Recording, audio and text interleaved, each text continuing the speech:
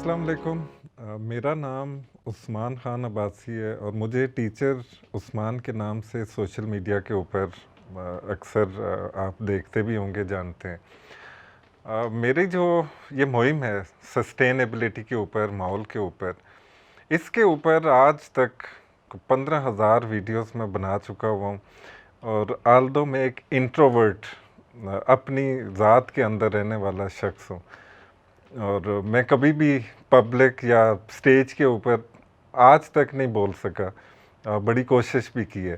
तो आज मैं पूरी अपनी जो जर्नी है कि मैं कौन हूँ, अभी तक हम किया क्या है, अभी आप देख रहे होंगे रेन वाटर हार्वेस्टिंग जो आज़ाद कश्मीर, माउंटेनियस रीजन्स, फिर इस्लामाबाद, रावलपिंडी और पूरे पाकिस्तान में जो फैल चुकी हुई है ये मुहिम, ये क्या है, माहौल है क्या, और जो तबाही आ चुकी हुई है हमारे इस पूरे रीजन के अंदर, तो उससे हम कैसे मिटिगेट कैसे कर सकते हैं।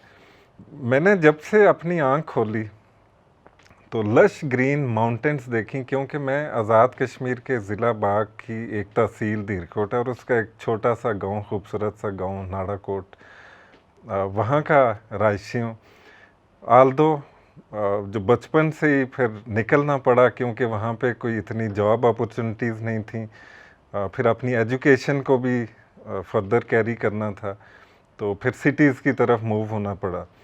तो वहाँ की जो लश ग्रीन वादियाँ हमने देखी, फिर आबशारें देखी जो भरी हुई होती थी पानी से थ्रू आउट द ईयर, और 3-3 महीने जो बर्फ़बारी होती थी, वो सारी चीज़ें आहिस्ता आहिस्ता वक्त के साथ ख़त्म होती गई, और यूँ हमारा जो माहौल है वो तबाही के दाने के ऊपर आ गया। फिर जो बर्फ़बारी होती थी वो ख़त्म, जो जंगलात की जो तबाही अपनी आँखों के सामने देखी, आग लगते हुए जलते हुए जंगलात, जिन्होंने फिर मुझे इवेंचुअली मोटिवेट किया कि माहौल के ऊपर बात की जाए और ये जो मैसेज है वो घर घर तक पहुंचाया जाए। अब हुआ क्या कि दिसंबर 2024 मेरी छुट्टियां थी 25 दिसंबर को, क्योंकि मैं स्कूल में पढ़ाता हूँ।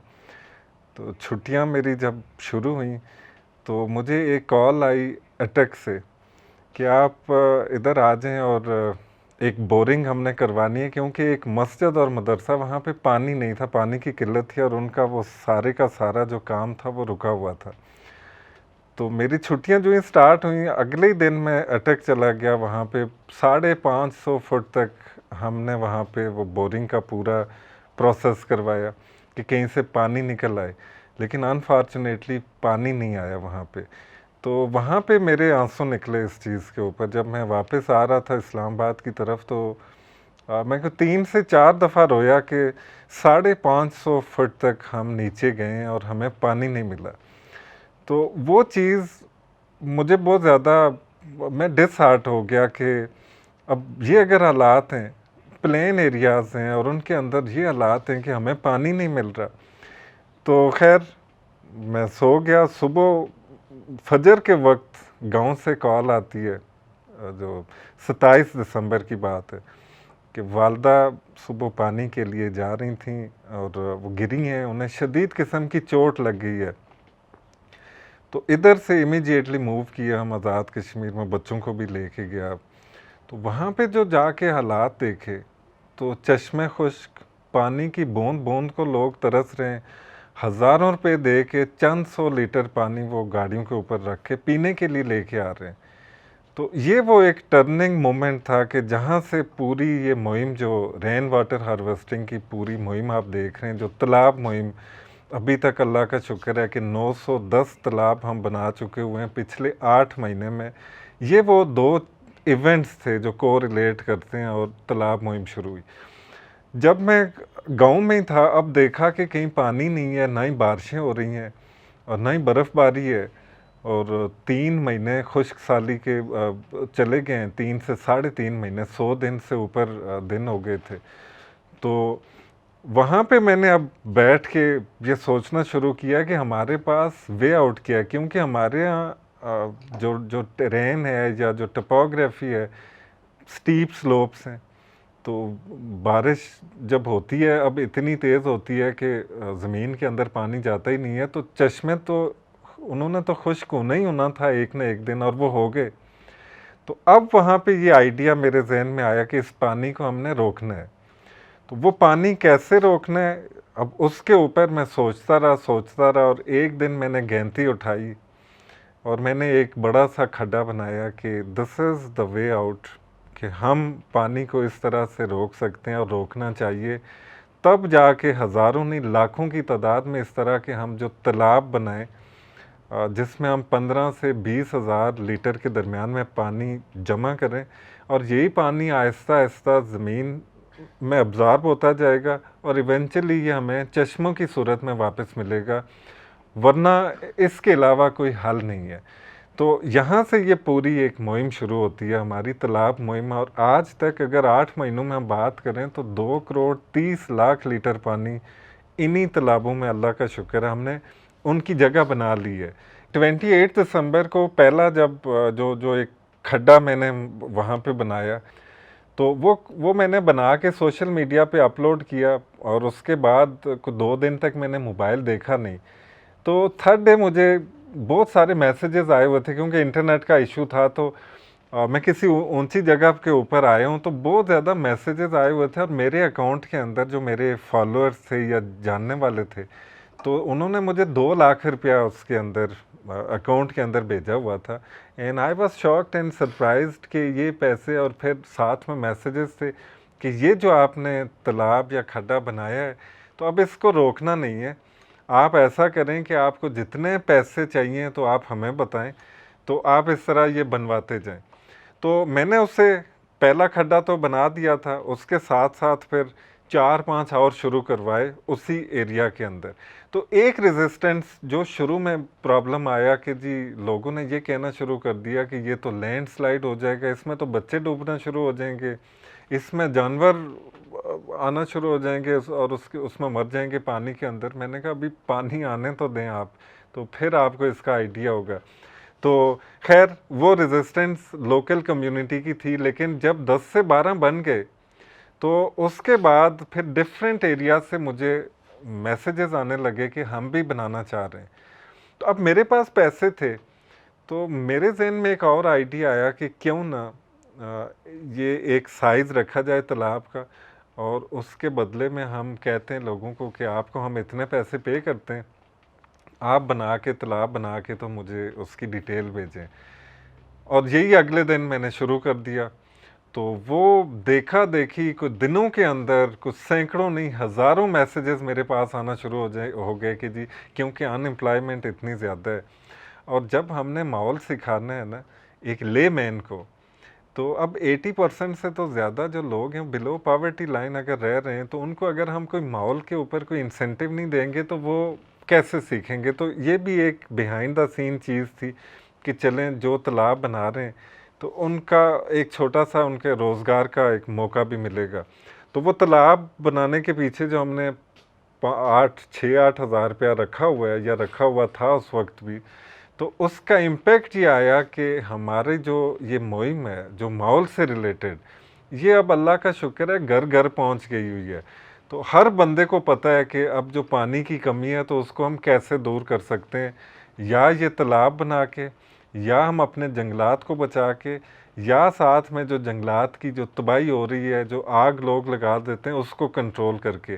تو یہ اب ہر بندہ جانتا ہے، جو پڑھا لکھا ہے یا نہیں ہے، it doesn't matter right now, کیونکہ ہر بندے کو یہ اویئرنیس ہو گئی ہے۔ اور اس کا جو آپ اگر رزلٹ دیکھنا چاہیں تو جو ہم نے 60,000 جو پائنٹس جو لے کے ہم گئے تھے پودے آزاد کشمیر میں، تو اس طرح سے لوگ آئیں کہ جس طرح سے فری میں یہاں پہ کوئی 10-10 ہزار روپیہ مل رہا ہے، تو ایسا کبھی کسی نے سین نہیں دیکھا ماحول کے اوپر، اتنی میسیو اویئرنیس اس سے پہلے نہیں پھیلی۔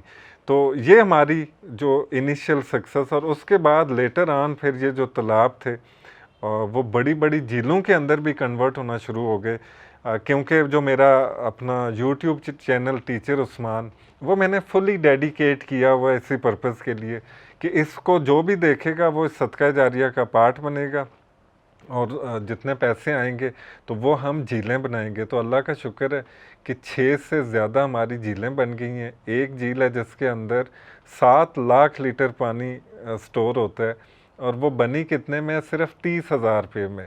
تو وہ پہلی ہماری یوٹیوب کی جو کمائی تھی $100, تو اس سے وہ ہماری جھیل بنی ہے. تو اسی طرح یہ ایک آن گوئنگ پروسیس ہے. اس کے اندر جو ہمارے دوست ہیں وہ ڈونیشنز مجھے بھیجتے ہیں انڈیویجولی. تو ٹرانسپیرنسی رکھنے کے لیے پھر میں نے کیا رکھا ہوا ہے کہ ان کا میں نام, وہ نہیں چاہتے کہ ان کا نام اپیئر ہو, لیکن میں سٹل ان کا نام رکھتا ہوں تاکہ کل کو کوئی یہ نہ کہے کہ میں نے کوئی فراڈ کر دیا یا میں پیسے کسی کے لے کے بھاگ گیا ہوں. تو یہ ہماری جو مہم ہے, ابھی تک آپ دیکھیں تو 910 تالاب جو ہیں, اللہ کا شکر ہے, ودن 8 months, اور یہ ڈیلی بیسس کے اوپر بن رہے ہیں, اور بن رہے ہیں ہائی الٹیٹیوڈ جو اوپر والے ایریاز ہیں. تو اب اس کے بہت سارے بینیفٹس ہیں.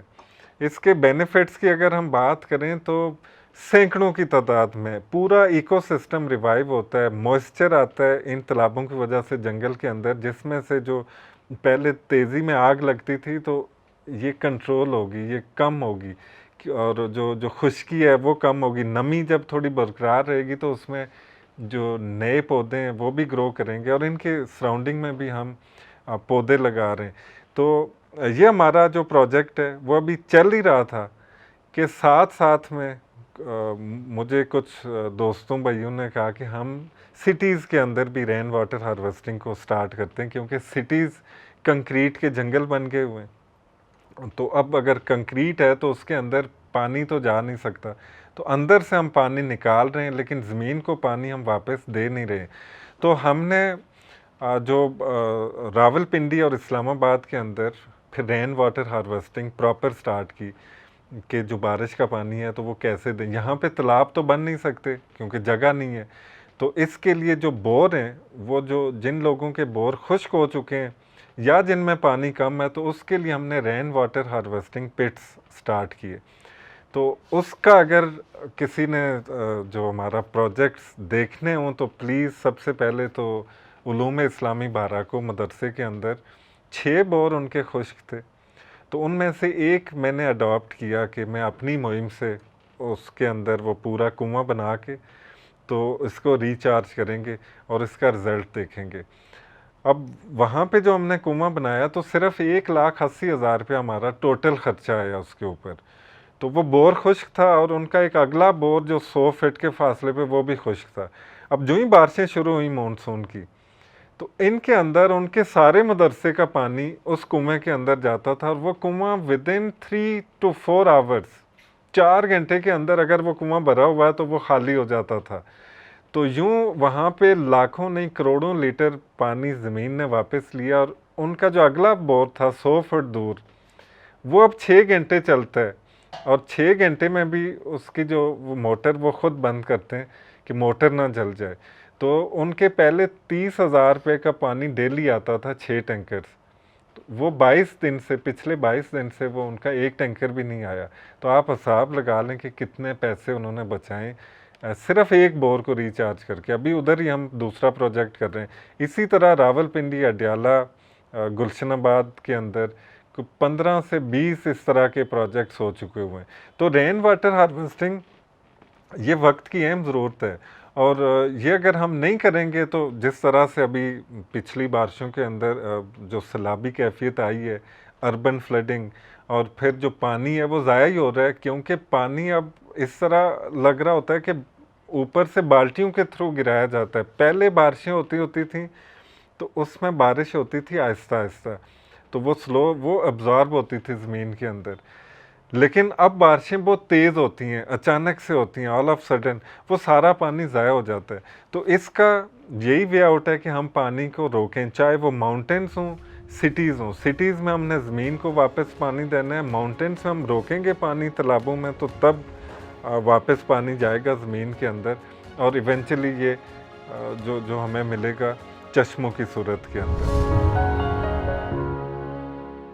اگر کسی ایک سٹی کی, اسلام آباد, راول پنڈی کی, آپ اوور آل جو ایٹماسفیئر ہے جب ہوا میں جتنے بھی جو گند ہے، جو پلاسٹک کو آگ لگتی ہے، یہ جو باقی چیزیں 70% جو ڈیزیزز ہیں وہ انوائرمنٹ سے ریلیٹڈ ہیں اسلام آباد راولپنڈی کی.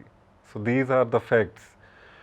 تو اب باقی امیجن کریں، جتنے بھی جو ایریاز میں پلاسٹک کو آگ لگا دیتے ہیں لوگ، کچرے کو آگ لگا دیتے ہیں. کچرے کو آگ لگانے کا مطلب یہ ہے کہ ہم جو ہمارے بچے ہیں نا، تو ان کے دماغ میں ہم کوئی زہر کا ٹیکہ لگا رہے ہیں، کیونکہ جو پلاسٹک کو جب آگ لگتی ہے، اس کے اندر سے چھوٹے چھوٹے ذرات نکلتے ہیں. وہ ذرات سانس کے ذریعے اندر دماغ تک پہنچتے ہیں اور دماغ کو ڈیمیج کرتے ہیں. یہ میں صرف ایک چیز بتا رہا ہوں، اور باقی جو لنگز کینسر ہے یا باقی جو چیزیں ہیں ریلیٹڈ ٹو سانس سے ریلیٹڈ یا ہیلتھ سے ریلیٹڈ، وہ الگ ہیں. ماحول کی تباہی کی جو کنسیکوینسز ہیں، جو اب ہمارے اوپر جو چیزیں آ رہی ہیں، وہ یا تو شدید آندھیاں آ رہی ہیں یا طوفان آ رہے ہیں.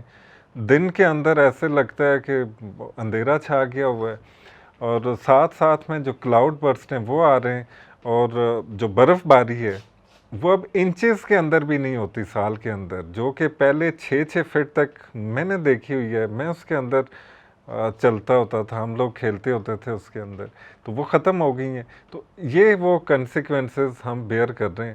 اور شدید گرمی جو کہ ہم نے کبھی دیکھی نہیں ہے. اس موسم میں ہم وہاں پہ کمبل اوڑھ کے سوتے ہوتے تھے، اور اب وہاں پہ اے سی چاہیے ہمیں. سو یہ سچویشن آ گئی ہے. میں اپنے ناردرن ایریاز کی بات کر رہا ہوں، باقی سٹیز تو آپ کے سامنے، آپ خود دیکھیں کہ کتنی ہیٹ ویوز، ایک ہیٹ ویو ختم نہیں ہوتی کہ دوسری آ جاتی ہے، دوسری کے اوپر ہی تیسری آ جاتی ہے، اینڈ لائف گوز آن.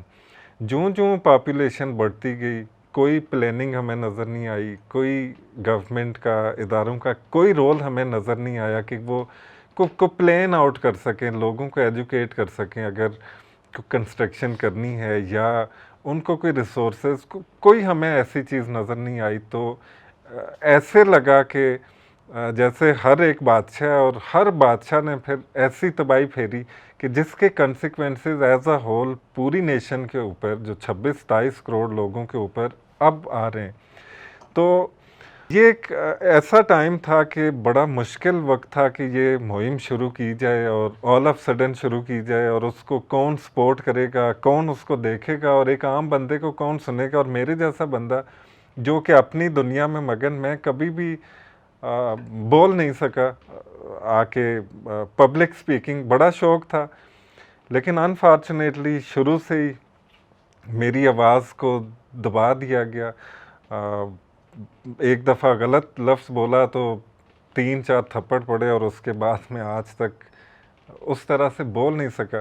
لیکن اللہ تعالیٰ نے شاید یہ کام مجھ سے لینا تھا، اور یہ شروع کروانا تھا، انیشیٹ کروانا تھا. تو جو 15,000 پھر ویڈیوز جو ماحول کے اوپر، یہ آج کی نہیں ہے، پچھلے کوئی 8 سے 10 سال سے انوائرمنٹ، کیونکہ میرا سبجیکٹ ہے، میں خود پڑھاتا ہوں اسکول کے اندر. ڈفرینٹ کیس سٹڈیز پوری دنیا میں ہم دیکھتے ہیں کہ دنیا کیسے جو چیلنجز آ رہے ہیں، ماحولیاتی چیلنجز، تو ان کو کیسے کنٹرول کیسے کرتی ہے. تو وہ پھر میں اپلائی کرواتا ہوں اپنے بچوں سے، اسکول کے بچوں سے بھی، اور خود میں اس کو اپنی سوشل میڈیا کے تھرو پھر میس لیول کے اوپر، تاکہ اویئرنیس بڑھے. اب انفارچونیٹ سی بات یہ ہے کہ ہمارے کریکلم کے اندر ماحول کے اوپر آپ دیکھیں گے تو کوئی پریکٹیکل ایجوکیشن کہیں بھی نہیں دی جا رہی. ہونا تو یہ چاہیے کہ ماحول جو پریپ سے لے کے پی ایچ ڈی تک یہ کمپلسری سبجیکٹ ہونا چاہیے. جس طرح اسلامیات اردو ہے، اسی طرح ماحول کو بھی اسی جو ہمارے کریکلم کا پارٹ ہونا چاہیے. اور اس میں جب تک کوئی بچہ کوئی پریکٹیکلی کوئی پورا پروجیکٹ نہیں کرتا، تو اس کو پاس آؤٹ نہیں کرنا چاہیے. یہ اتنا سمپل ہے. ہمارے ہاں اٹ از سو انفارچونیٹ کہ ہم جب باہر جاتے ہیں، دیکھتے ہیں، تو کچرے کے ڈھیر ہر طرف آپ کو ڈھیر ہی ڈھیر نظر آتے ہیں. جدھر بھی جائیں تو کوئی ہمارے ہاں ریسائکلنگ پلانٹس نظر نہیں آتے. تو ہماری یہ ایک ہیبٹ بن جاتی ہے کہ ہم اگر گاڑی سے بھی باہر پھینک رہے ہیں ریپر، تو کوئی پوچھ نہیں سکتا. ہم اگر کہیں کچرے کا وہ تھیلی اٹھا کے روڈ کے اندر ہی پھینک رہے ہیں، تو نو ون کین آسک کیونکہ ہمارے ہاں کوئی ماحول کے اوپر کوئی لاز ہی نہیں، اگر ہیں بھی تو کوئی ان کے اوپر کوئی پوچھ گچھ نہیں ہے۔ کوئی بور کا پانی اگر کوئی ضائع کر رہا ہے، قتل کر رہا ہے، تو اسے کوئی بھی نہیں پوچھ سکتا۔ تو یہ وہ چیزیں ہیں کہ جن کے اوپر ایز اے ہول ہم سب کو سوچنا، اپنی ذمہ داری نبھانی ہے۔ بہت سارے لوگ مجھ سے پوچھتے ہیں کہ ایک انڈیویجول کیا کر سکتا ہے جب ہر طرف اندھیرا ہی اندھیرا ہو، تو ایک بندے کا کتنا ایک اس کے اندر رول ہو سکتا ہے۔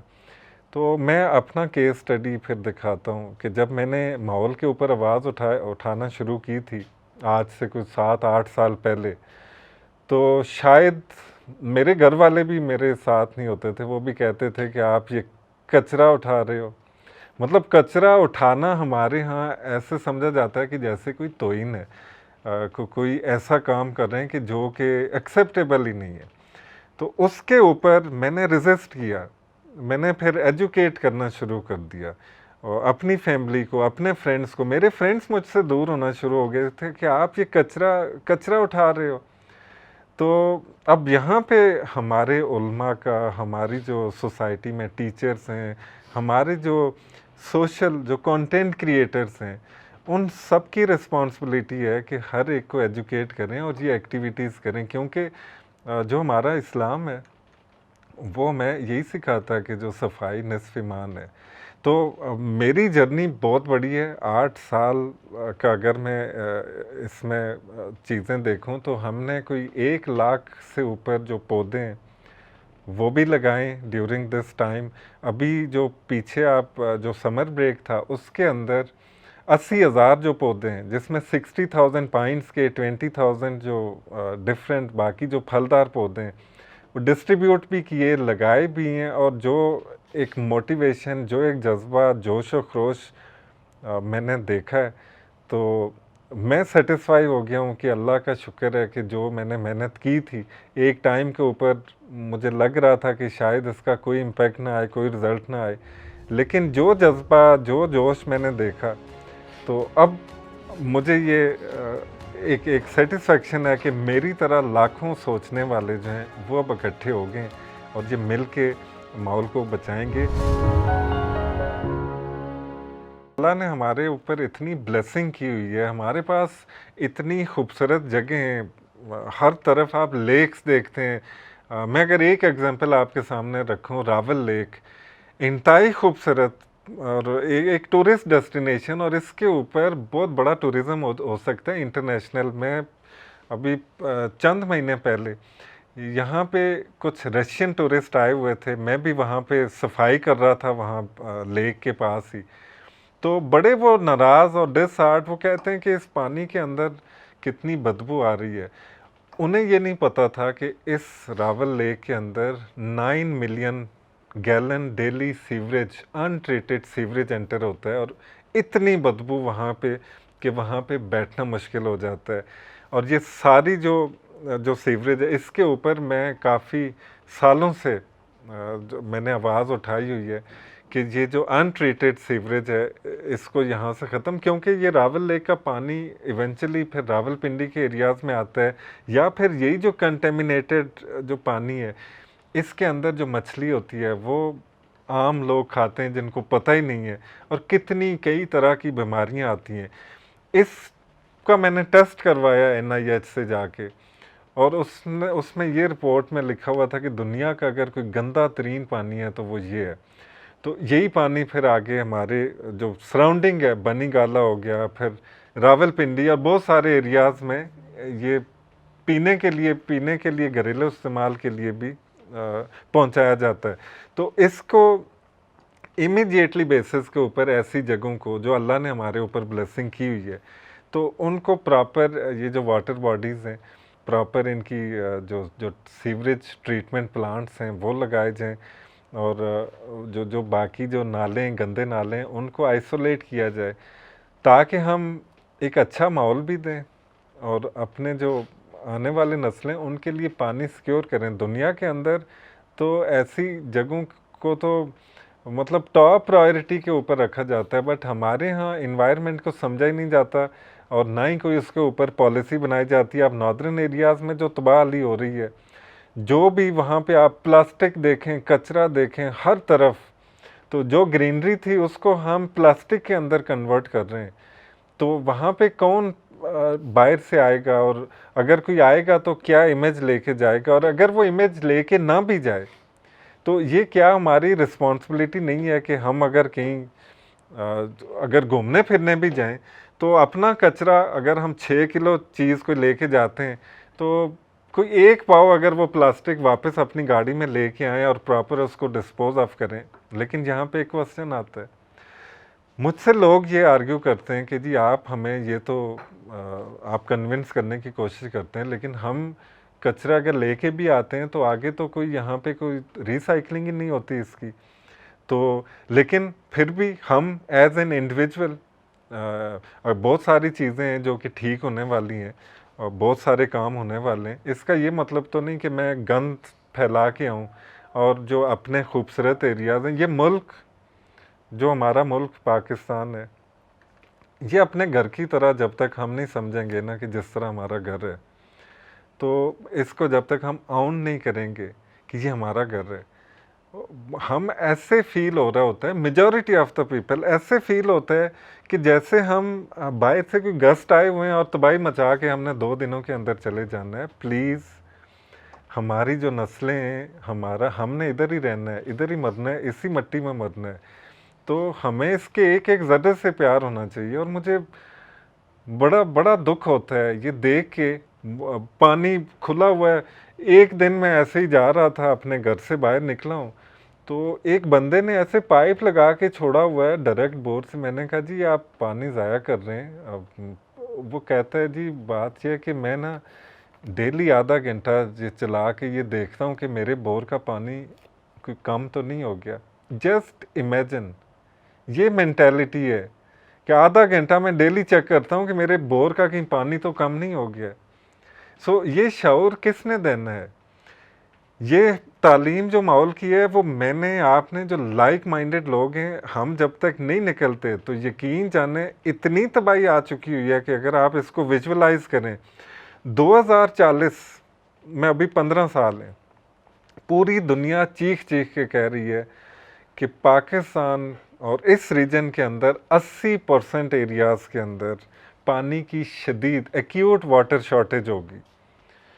یہی 2022 میں ایک رپورٹ آئی تھی کہ 2025 میں پاکستان میں نا بہت زیادہ خشک سالی ہوگی. لیکن ہم نے 2022 کی رپورٹ سے بھی کچھ نہیں سیکھا، اور آگے مطلب ایک دم سے اب تو دنیا بدل چکی ہوئی ہے. کلائمیٹک چینجز، ہم پوری دنیا کا تو ہم کچھ نہیں کر سکتے نا، ہم اپنے حصے کا تو کام کر سکتے ہیں اپنے ماحول کو بچانے کے لیے. آپ ایک پودا لگائیں، ایک پودا جو ہے، آپ پودے کی چھاؤں میں بیٹھیں گے تو 5 جو ڈگریز ہیں وہ ٹیمپریچر وہ کم ہو جاتا ہے. اگر ایک جگہ پہ دھوپ پڑ رہی ہے تو وہاں پہ 40 ٹیمپریچر ہے تو پودے کے نیچے آپ کو 35 ملے گا. یہ پروون ہے. تو پھر بھی ہم درختوں کو کاٹ رہے ہیں بے دھڑک. اور اگر درخت فار ایگزامپل اگر کسی مطلب ایسی کہ ہم انہیں کاٹنے ہی کاٹنے ہیں، تو کبھی سوچا کہ ہم کتنے درخت واپس کتنے پودے لگا رہے ہیں واپس اپنے بچوں کے لیے، کسی کے لیے نہیں، اپنے بچوں کے لیے. یہ ساری وہ چیزیں کہ جو لائک مائنڈڈ میں نے، آپ نے مل کے آگے تک پہنچانی ہے. اگر نہیں پہنچائیں، اب بات یہ ہے کہ جو مٹیریلزم ہے وہ اتنا زیادہ پریویل کر چکا ہوا ہے سوسائٹی کے اندر، اور جتنے بھی mostly majority of the content creators, وہ کانٹینٹ اس طرح کا کریٹ کرتے ہیں کہ صرف پیسہ ہی سب کچھ ہے.